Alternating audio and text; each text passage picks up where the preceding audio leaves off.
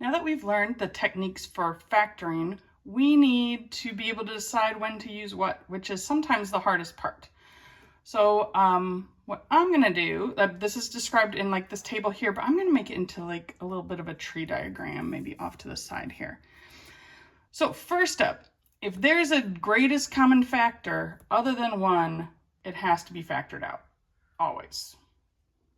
So let me put that on step 1. Where's my pen here? So first, we always factor the greatest common factor. Always. Then we have some decisions to make. And that decision depends on how many terms the polynomial has. A binomial has 2 terms. So in other words, if it's just a squared and b squared, or a squared and b squared, this tells us what to do. So if there's 2 terms, it's either a difference of 2 squares, that a squared minus b squared is a minus b times a plus b, or if it's a squared plus b squared, then prime, we're done. So if we only have 2 terms, that's how to factor it. After the GCF though, right? That's always step 1. Trinomial means we have 3 terms. A lot of the techniques we learned are for 3-term trinomials. In that case, we're just trying to write it with parentheses. And we may need the AC method if a is bigger than 1. And I just realized I did not give myself enough room. So 3 terms. We're just writing with parentheses, and we may need the AC method if there's a number in front of the x squared.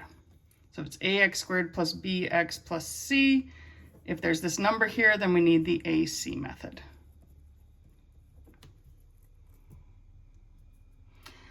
And our last option, I'm just going to put it down here because I ran out of room, is 4 terms.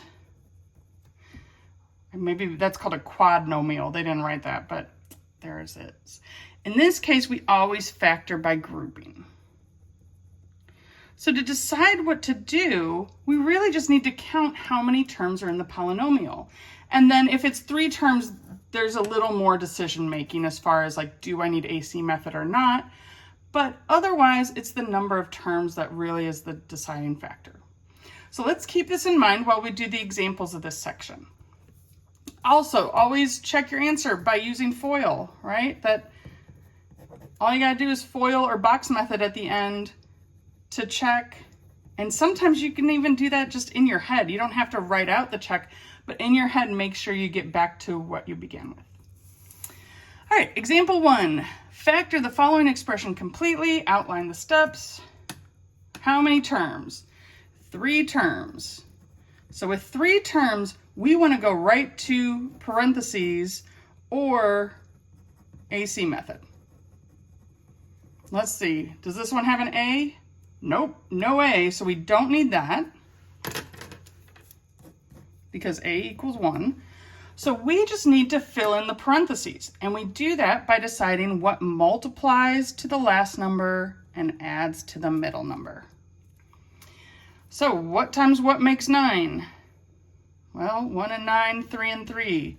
This one adds to 10, which is what we need in the middle. So that just means this is x plus 1, x plus 9.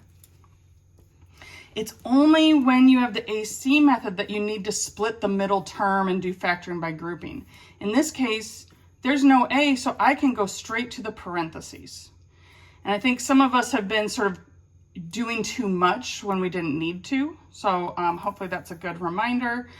Also, let's check, right? Should be easy to just check real quick.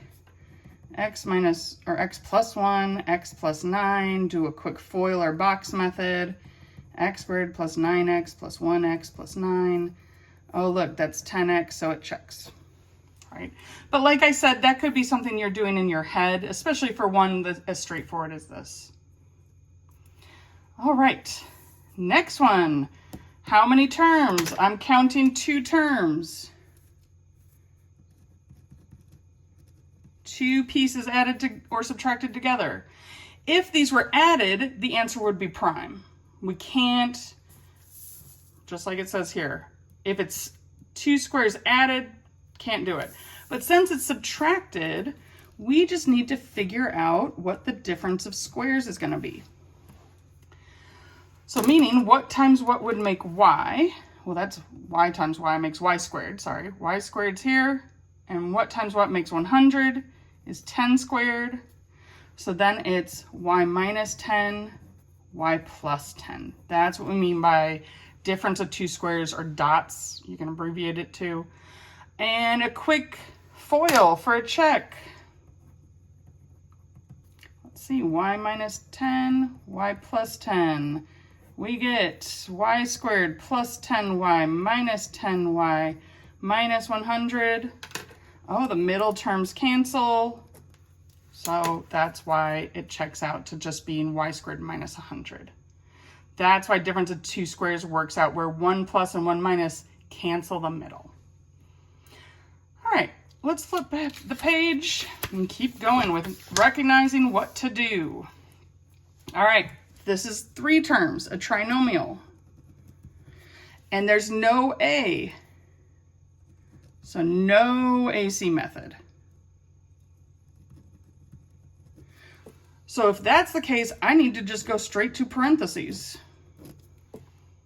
So we're looking for two numbers that multiply to 5 and add to 3. So what times what makes 5? 1 and 5. Does that add to 3? No. Is there any other thing we could do with this? No. So what should we write? Prime. Right.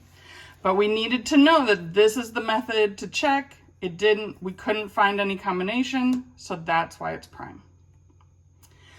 What I have not been emphasizing, which maybe I should, is this whole factor out of GCF, right? Here, because there's no a in front of the t squared, there's no number we can divide everything by. But in part B here, first step is to take out a greatest common factor. When the leading term is negative, we need to factor out a negative. All right, so we have a negative leading coefficient is what the technical way to say that. Negative leading coefficients. So we want a negative GCF. Okay, so now we just got to figure out, well, what divides both 4 and 36? Well, 4 does. And are there y's in common? Yep, we can also factor out one y. So remember, GCF just means what can we divide both these by? So now that we've decided, I'm actually going to do the division. So we're going to divide by negative 4y with both terms. So negative 4y cubed divided by negative 4y. Well, the negative 4's cancel. Y cubed divided by y makes y squared. Make sure, though, that we put that GCF out front, right? It is still part of our answer. All right, now we do this one. 36 divided by negative 4 makes negative 9, and the y's cancel. So this is one step of factoring, but I feel like we can do more because now we have two terms, and when there's two terms, that's the difference of two squares. So like what times what makes y? Y squared. I said that twice now. So y times y makes the y squared. And the way to get no middle term is for one of these to be minus 3 and one of these to be plus 3. And I pick 3 because negative 3 times positive 3 makes negative 9. And we could, of course, FOIL to see that you get right back to this. But this is the fully factored version. And we did difference of two squares because we saw there were two terms left. Okay. Part C. First step, GCF, greatest common factor. So I see a negative leading coefficient. So I need to factor out a negative. There is no number in front of the t to the fourth other than -1. So there's no number to factor out, but there's 2 t's in every term. So we're going to factor out a -t² as our greatest common factor. All right, so always put the GCF out front, -t². But remember, really all we're doing is dividing. So if it helps you to write it out as a dividing, then write it out as a dividing. Negative divided by negative is a positive. T to the fourth divided by t² makes it a positive t². And also a good way to check with a GCF is to multiply it back out, right? That I would get back to negative t to the fourth if I multiplied this. All right. 3 divided by, and if it helps, put a 1 there because we're really just dividing by -1. So that makes -3, and then we're taking out 2 t's, so 1 t is going to be left. Multiply it out to see if you need to. And then last one, -2, and the t² will cancel. All right. So always, do the distribution to sort of verify that you're going to get back to the beginning. And now we have 3 terms. 3 terms. And no a in front of the squared, so it's not AC method. So we want to just go straight to the parentheses, meaning what multiplies to -2 and adds to -3.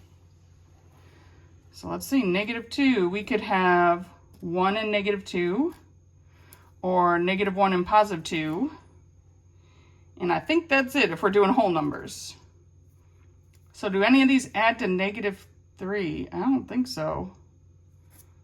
So this isn't going to work. But that doesn't mean the whole thing is prime, because we did factor out a GCF. So I'm not going to write prime because it's just the part inside the parentheses that was prime. Really, the factoring was just taking out the GCF, but now we're done because we can't go further. Can't go further. Sad face. Okay, hopefully that makes sense, but that's our factored version of the original problem. Okay, last one. We have 4 terms. What does that mean? It means factoring by grouping. That's the only choice. So if you see 4 separate pieces, the only thing we want to think is, oh, I should go 2 by 2 on this. Factoring by grouping. So in the first 2, so we're just looking at these, what can we divide both x³ and 2x² by? The answer is x². So, and if you need to write it, divide by x², divide by x², that's what we're doing. And we get left with x plus 2. And again, this is like doing a GCF, so you could always multiply it out and verify you get back to where we started. Now we're doing the second 2. What can we divide both -9x and -18 by? And we need to divide by a -9. When there's a negative leading coefficient, we're going to factor out a negative. So we need -9 down here. And then now we divide. -9x divided by -9. Well, the -9's cancel, so we just get left with an x. -18 divided by -9 is a +2. And with factoring by grouping, remember the parentheses have to match. Hey, they do. What a wild coincidence. Not at all, because they have to match. Otherwise, we did something wrong or it's not factorable. But I'm not done yet. Why not? That's difference of 2 squares. I think it's one we've already done if you look up a couple before here. But we want to make sure that if there's still an x² involved, that we at least check to see if it can factor. And it can. Difference of 2 squares means x minus 3 and x plus 3.